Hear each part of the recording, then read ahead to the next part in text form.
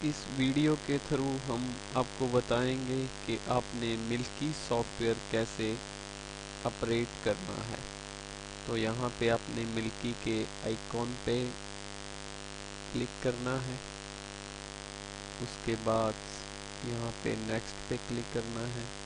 यहाँ पे उसका पासवर्ड जैसे मैंने 1 दे दिया, इंटर करना है और इंटर प्रेस कर देना है।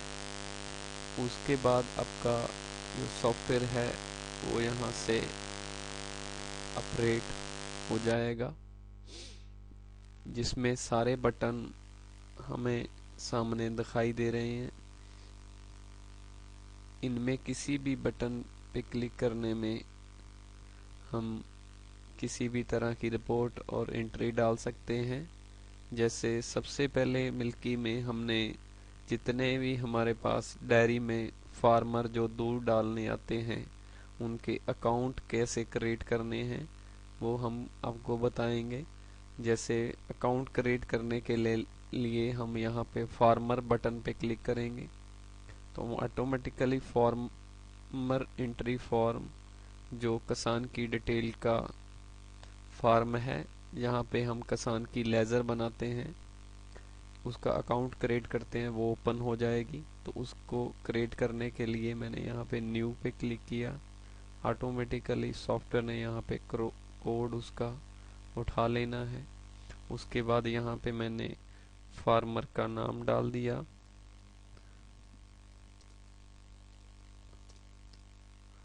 ये सॉफ्टवेयर किसी भी लैंग्वेज में आप ऑपरेट कर सकते हो, तो यहाँ पे उसका नाम आप हिंदी में भी यहाँ पे आप टाइप कर सकते हो।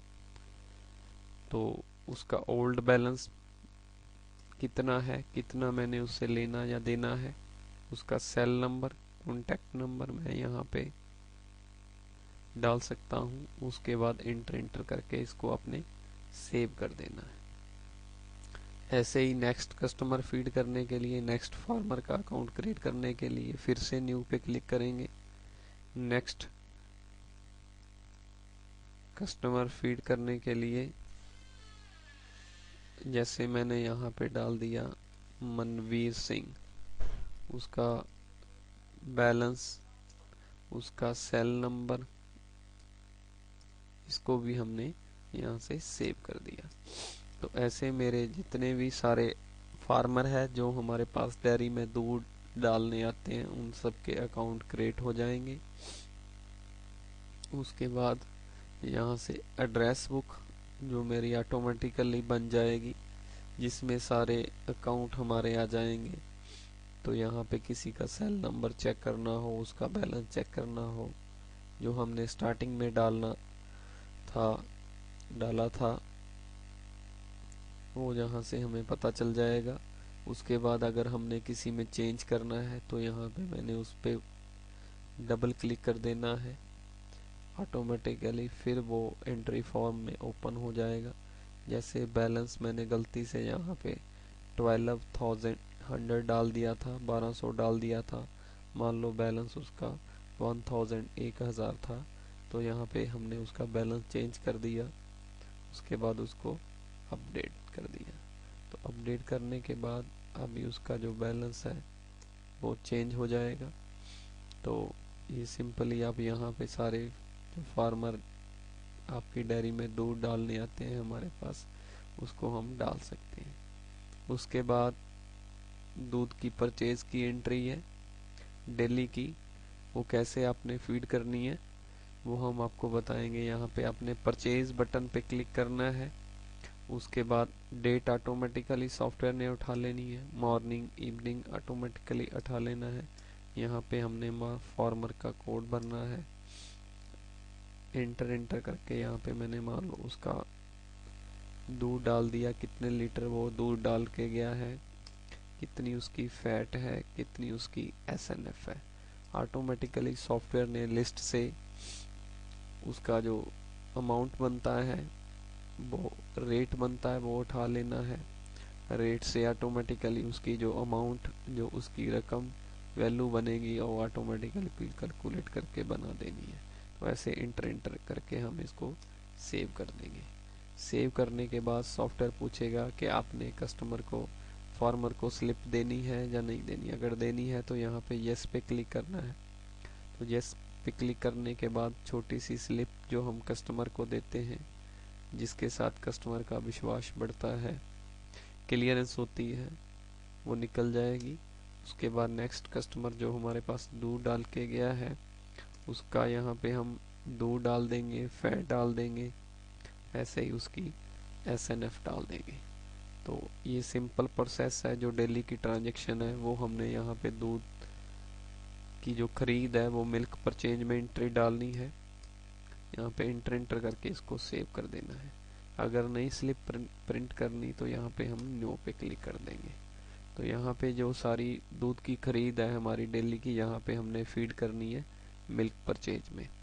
उसके बाद हमारा रजिस्टर, जिसमें डेली की खरीद की कॉपी जो हम रजिस्टर मेंटेन करते हैं, यहाँ पे हमें पूरा रजिस्टर मिल जाएगा एंट्री डालने के बाद।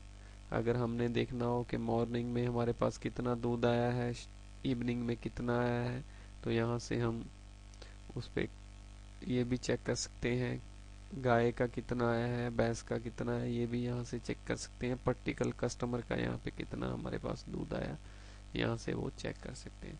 जैसे हमने परचेज की एंट्री डाली है, ऐसे ही हमने यहाँ पे सेल की एंट्री डालनी है। सेल की एंट्री डालने के बाद हमारा जो लॉस प्रॉफिट है, आज कितने का दूध हमने परचेज किया था, कितने का सेल किया, वो ऑटोमेटिकली सॉफ्टवेयर बता देगा। जैसे मिल्क का परचेज रजिस्टर बनता है, वैसे मिल्क का सेल रजिस्टर बन जाएगा। ऐसे ही जो डेली की हमारी पेमेंट और रसीद की एंट्री होती है, हम किसी को पैसे देते हैं तो यहाँ पे पेमेंट की एंट्री डालनी है। पेमेंट बटन पे क्लिक करके यहाँ पे उसका कोड डाल दिया, वो हमारे से कितने पैसे लेके गया।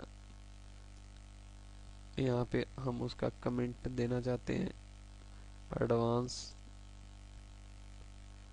जैसे मैंने यहाँ पे टाइप कर दिया, तो इसको हमने सेव कर देना है। ऐसे जो डेली की पेमेंट की एंट्री है वो सभी एंट्री पेमेंट में डल जाएगी। जो हमारे पास पैसे आते हैं उसकी एंट्री, जैसे हमने पेमेंट की एंट्री डाली है, वो एंट्री हमने रसीद में डालनी है। तो ऐसे जो हमारा पेमेंट रजिस्टर है, रसीद रजिस्टर है, किस किस पार्टी को हमने कितने कितने पैसे दिए हैं, कितने कितने आए हैं, वो हमारा मेंटेन हो जाएगा। उसके बाद पासबुक जो हमारी ऑटोमेटिकली यहाँ पे बनती है, जो हम हर फार्मर को देते हैं, यहाँ से वो हमारी ऑटोमेटिकली यहाँ से बन जाएगी। मॉर्निंग का, इवनिंग का टोटल, उसने कितने का दूध डाला है, कितनी एवरेज फैट है, कितना एवरेज रेट है, कितने हमने उसको एडवांस पैसे दिए हैं, कितना उसका बैलेंस है, वो सारा यहाँ पे मेंटेन हो जाएगा। तो उसके बाद यहाँ पे लेज़र जो हम मेंटेन करते हैं, लेज़र भी हमारी डेली की डेली ऑटोमेटिकली, जैसे हम दूध परचेज करते हैं उसके साथ ही हर पार्टी के खाते में, किसान के खाते में ऑटोमेटिकली उतनी अमाउंट पोस्ट हो जाएगी, एंट्री हो जाएगी। और जो पेमेंट है उसके साथ पेमेंट की भी एंट्री ऑटोमेटिकली किसान के लेज़र में पोस्ट हो जाएगी। ऐसे समरी जो हमारी बनती है, जैसे हम 10 दिन की समरी निकालना चाहते हैं, किस किस पार्टी का कितना कितना ओपनिंग बैलेंस था, कितने कितने पैसे का वो दूध हमारे पास डाल के गया, कितने कितने पैसे एडवांस ले गया, कितना कितना उसका बैलेंस है, ये हमारे पास समरी बन जाएगी। बैलेंस लिस्ट है जिससे हमें ये पता चल जाएगा कि इसका हमने कितना लेना है, कितना देना है। उसके बाद बैलेंस लिस्ट में ये हम बैलेंस लिस्ट में निकाल सकते हैं। प्रॉफिट में हमें ये पता चलेगा कि कितना दूध आया है, कितना सेल किया, कितना परचेज किया, कितने आज हमारे पास सप्लायर थे, कितनी एवरेज फैट बनती है, कितना घी बनता है, कितना पाउडर बनता है, कितनी हमने आज पेमेंट दी है। ये हमारी टोटल नट सेल की डेली की रिपोर्ट ऑटोमेटिकली यहाँ पे हमें प्रॉफिट बटन पे क्लिक करने पे प्रॉफिटेबिलिटी रिपोर्ट हमें दिखाई देने लगेगी। उसके बाद अगर हमने स्टॉक मेंटेन करना है, जैसे फीड, घी वगैरह हम किसी किसान वगैरह को देते हैं और बाहर से लेते हैं, तो यहाँ पे हमने स्टॉक में उसको मेंटेन कर सकते हैं। तो ये सॉफ्टवेयर बिल्कुल सिंपल टू ऑपरेट है। इसमें आपने डेली की जो ट्रांजैक्शन है वो परचेज में डालनी है, जो सेल की एंट्री है वो मिल्क की सेल में डालनी है, जो पेमेंट की है वो पेमेंट में डालनी है। तो ये सॉफ्टवेयर बिल्कुल सिंपली आप ऑपरेट कर सकते हो। इस वीडियो के थ्रू आपको पूरा क्लियर हो जाएगा कि कैसे हमने अपना जो दूध का डेली का हिसाब किताब है कैसे कंप्यूटराइज्ड करना है, कैसे जो हमारा इस सॉफ्टवेयर को यूज़ करने पे कितना हमारा टाइम सेव होगा, कितनी फार्मर को जो हमारे पास दूध डालता है विश्वास होगा, एक्यूरेसी आएगी। तो इस वीडियो के थ्रू आप अपना काम बहुत अच्छे ढंग से कंप्यूटराइज्ड करके मैनेज कर सकते हो। आगे हम आपको बताएंगे कि आपने मिल्की सॉफ्टवेयर अपने कंप्यूटर में कैसे इंस्टॉल करना है, डालना है। ये बिल्कुल सिंपल प्रोसेस है। ये हम आपको आगे की वीडियो में बताएंगे। Thank you.